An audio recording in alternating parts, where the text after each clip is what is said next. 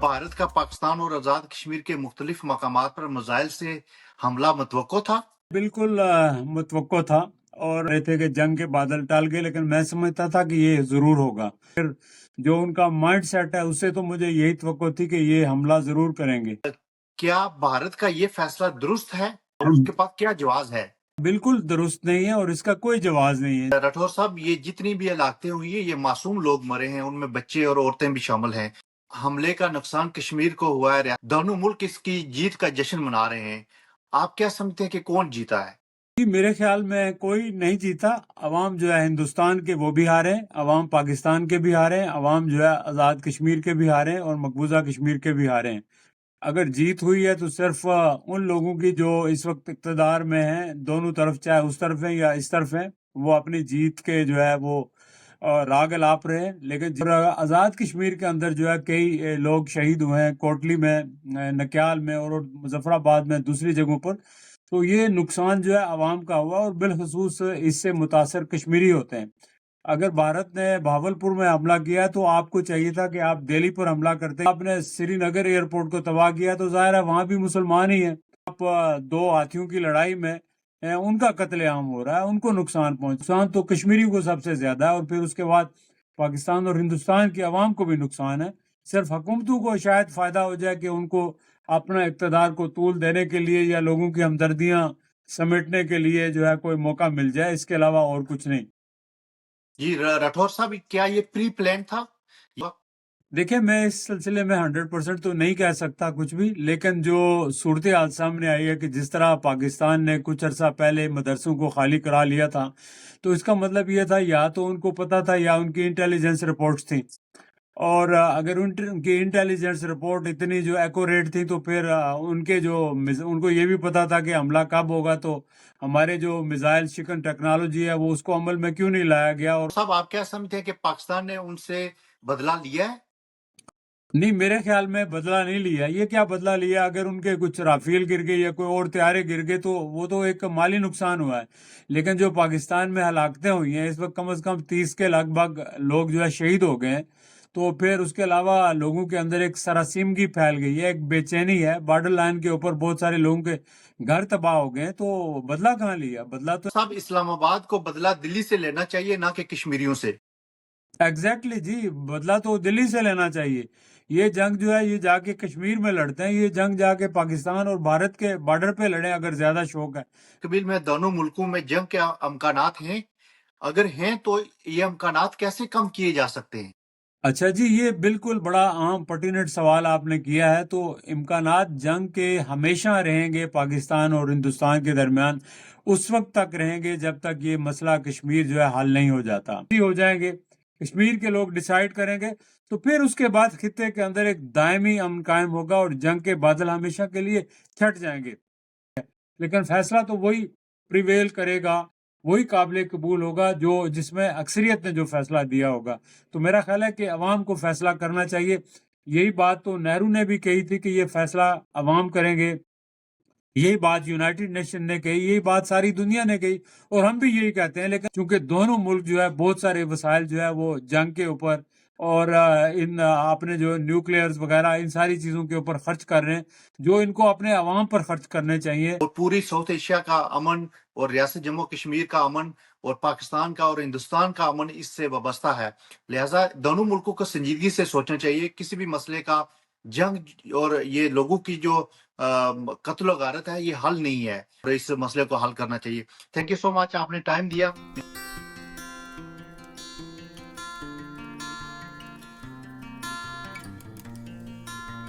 अस्सलाम वालेकुम नाज़रीन, मैं हूं आपका मेज़बान मोहम्मद औरंगज़ेब। प्रोग्राम पायरंग के साथ न्यूयॉर्क अमेरिका से आपसे मुखातब हूं। मेरे साथ आज मेहमान शख्सियत हैं जनाब जावेद राठौर साहब। राठौर साहब, क्या हाल है? थैंक यू सो मच, आपने टाइम दिया। जी अल्हम्दुलिल्लाह, बहुत बहुत शुक्रिया जी। आज जो गुफ्तगू का मौजू होगा वो हिंदुस्तान की तरफ से पाकिस्तान के कुछ इलाकों पे हमला और स्पेशली रियासत जम्मू और कश्मीर के जो पाकिस्तान के जेर इंतजाम इलाका है, इस पे जो हमला हुआ है उस बारे में बात करेंगे। क्या भारत का पाकिस्तान और आज़ाद कश्मीर के मुख्तलिफ मकामात पर मिसाइल से हमला मुतवक्को था? जी, मेरे ख्याल में बिल्कुल मुतवक्को था اور میں کئی بار کہہ چکا، بہت لوگ کہہ رہے تھے کہ جنگ کے بادل ٹل گئے، لیکن میں سمجھتا تھا کہ یہ ضرور ہوگا۔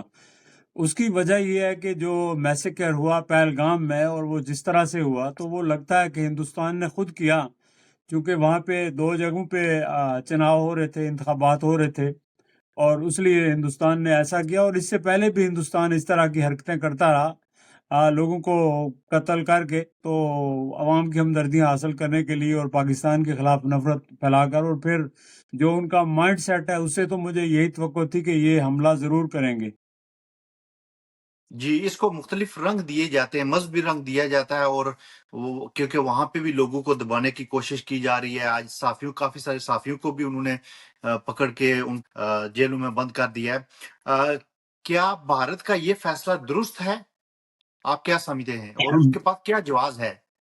دیکھیں، بھارت کا یہ فیصلہ بالکل درست نہیں ہے، اور اس کا کوئی جواز نہیں ہے۔ جواز تو تب ہوتا نا کہ اگر محض الزام لگا دینے کی وجہ سے جواز نہیں بنتا۔ پاکستان نے تو یہ آفر کیا کہ آپ جو ہے اس کی انکوائری کرائیں، انٹرنیشنل انکوائری کرائیں، پاکستان تعاون کرے گا۔ تو بجائے اس کے کہ بھارت انکوائری کراتا، اس کے بجائے اس نے اس کو پری ٹیکسٹ بنا کے، جواز بنا کر حملہ کر دیا، جس کا کوئی جواز نہیں بنتا۔ یہ بالکل ان کی جو حماقت، سراسر حماقت اور امکانہ جو ہے کوشش تھی۔ راٹھور صاحب، یہ جتنی بھی ہلاکتیں ہوئی ہیں، یہ معصوم لوگ مرے ہیں، ان میں بچے اور عورتیں بھی شامل ہیں۔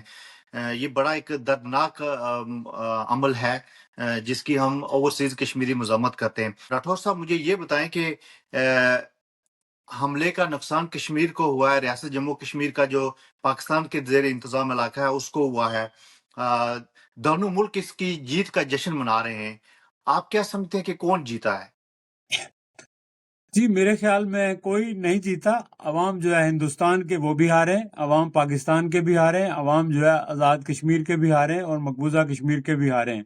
اگر جیت ہوئی ہے تو صرف ان لوگوں کی جو اس وقت اقتدار میں ہیں، دونوں طرف، چاہے اس طرف ہیں یا اس طرف ہیں، وہ اپنی جیت کے جو ہے وہ راگ الاپ رہے ہیں، لیکن جیتا کوئی نہیں۔ مالی نقصان تو الگ ہے، ظاہر ہے بھارت کا بھی ہوا اور پاکستان کا بھی ہوا، لیکن سب سے زیادہ جو نقصان ہوا وہ پاکستان کے اندر جانی نقصانوں کا ہوا۔ بہاولپور کے اندر کوئی 26 یا 36 لوگ جو ہے وہاں شہید ہو گئے، اور آزاد کشمیر کے اندر جو ہے کئی لوگ شہید ہوئے ہیں، کوٹلی میں، نکیال میں، اور مظفر آباد میں، دوسری جگہوں پر۔ تو یہ نقصان جو ہے عوام کا ہوا، اور بالخصوص اس سے متاثر کشمیری ہوتے ہیں۔ اگر بھارت نے بہاولپور میں حملہ کیا تو آپ کو چاہیے تھا کہ آپ دہلی پر حملہ کرتے یا کہیں اور جواب دیتے اس کا، لیکن آپ نے سری نگر ایئرپورٹ کو تباہ کیا، تو ظاہر ہے وہاں بھی مسلمان ہی ہیں، تو نقصان تو مسلمانوں کا ہے۔ کشمیر کے لوگ تو ہر طرف سے سفر کر رہے ہیں، چاہے اس طرف سے ہوں یا اس طرف سے ہوں۔ وہ مطلب یہ سمجھیں کہ آپ دو ہاتھیوں کی لڑائی میں ان کا قتل عام ہو رہا ہے، ان کو نقصان پہنچ رہا ہے، ان کی اکانومی جو ہے وہ تباہ ہو گئی ہے، ان کی نسلیں تباہ ہو گئی ہیں، وہ غلامی کی زندگی گزار رہے ہیں، وہ ایک آزاد شہری نہیں ہے۔ نقصان تو کشمیری کو سب سے زیادہ ہے، اور پھر اس کے بعد پاکستان اور ہندوستان کی عوام کو بھی نقصان ہے۔ صرف حکومتوں کو شاید فائدہ ہو جائے کہ ان کو اپنا اقتدار کو طول دینے کے لیے یا لوگوں کی ہمدردیاں سمیٹنے کے لیے جو ہے کوئی موقع مل جائے، اس کے علاوہ اور کچھ نہیں۔ جی، راٹھور صاحب، کیا یہ پری پلان تھا؟ یہ حملہ جو ہوا ہے، یہ پری پلان تھا؟ دونوں ملکوں کی جو حکومتیں ہیں ان کو پتا تھا، یا جو عالمی طاقتیں ہیں، یا جو بین الاقوامی سامراج ہے، اس کو یہ پتا تھا کہ یہ حملہ ہوگا؟ دیکھیں، میں اس سلسلے میں 100% تو نہیں کہہ سکتا کچھ بھی، لیکن جو صورتحال سامنے آئی ہے کہ جس طرح پاکستان نے کچھ عرصہ پہلے مدرسوں کو خالی کرا لیا تھا، تو اس کا مطلب یہ تھا یا تو ان کو پتا تھا یا ان کی انٹیلیجنس رپورٹس تھیں، اور اگر ان کی انٹیلیجنس رپورٹ اتنی جو ایکوریٹ تھی، تو پھر ان کو یہ بھی پتا تھا کہ حملہ کب ہوگا، تو ہمارے جو میزائل شکن ٹیکنالوجی ہے وہ اس کو عمل میں کیوں نہیں لایا گیا، اور ان کو میزائل کو راستے میں تباہ کیوں نہیں کیا گیا۔ تو اس طرح کے بہت سارے سوالات جو ہے وہ جینوئنلی پیدا ہوتے ہیں، اور لوگ یہ سوال کر رہے ہیں۔ اور ویسے بھی آپ کو پتا ہے کہ جب آپ ایک شخص آپ کو ایک تھپڑ مارتا ہے، تو آپ اس کو جواب میں ایک تھپڑ مارتے ہیں تو اس کو مکمکا سمجھے، ہاں اگر جواب میں آپ 2-3 تھپڑ لگا دیں تو پھر آپ کا بدلہ بنتا ہے۔ راٹھور صاحب، آپ کیا سمجھتے ہیں کہ پاکستان نے ان سے بدلہ لیا ہے؟ نہیں، میرے خیال میں بدلہ نہیں لیا۔ یہ کیا بدلہ لیا؟ اگر ان کے کچھ رافیل گر گئے یا کوئی اور طیارے گر گئے تو وہ تو ایک مالی نقصان ہوا ہے، لیکن جو پاکستان میں ہلاکتیں ہوئی ہیں اس وقت، کم از کم 30 کے لگ بھگ لوگ جو ہے شہید ہو گئے ہیں، تو پھر اس کے علاوہ لوگوں کے اندر ایک سراسیمگی پھیل گئی ہے، ایک بے چینی ہے، بارڈر لائن کے اوپر بہت سارے لوگوں کے گھر تباہ ہو گئے ہیں، تو بدلہ کہاں لیا؟ بدلہ تو نہیں ہے، بدلہ تو جی تب ہو کہ ان کا بھی نقصان ہوتا۔ راٹھور صاحب، اسلام آباد کو بدلہ دلی سے لینا چاہیے، نہ کہ کشمیریوں سے۔ ایگزیکٹلی جی، بدلہ تو دلی سے لینا چاہیے۔ یہ جنگ جو ہے یہ جا کے کشمیر میں لڑتے ہیں، یہ جنگ جا کے پاکستان اور بھارت کے بارڈر پہ لڑیں اگر زیادہ شوق ہے۔ میں تو جنگ کے حق میں نہیں ہوں، میں تو سمجھتا ہوں کہ جنگ کسی مسئلے کا حل نہیں ہے، نہ کشمیر کے مسئلے کا حل جنگ ہے۔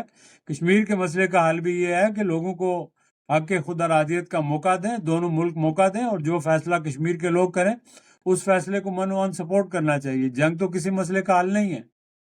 جی راٹھور صاحب، مجھے یہ بتائیں کہ مستقبل میں دونوں ملکوں میں جنگ کے امکانات ہیں؟ اگر ہیں تو یہ امکانات کیسے کم کیے جا سکتے ہیں؟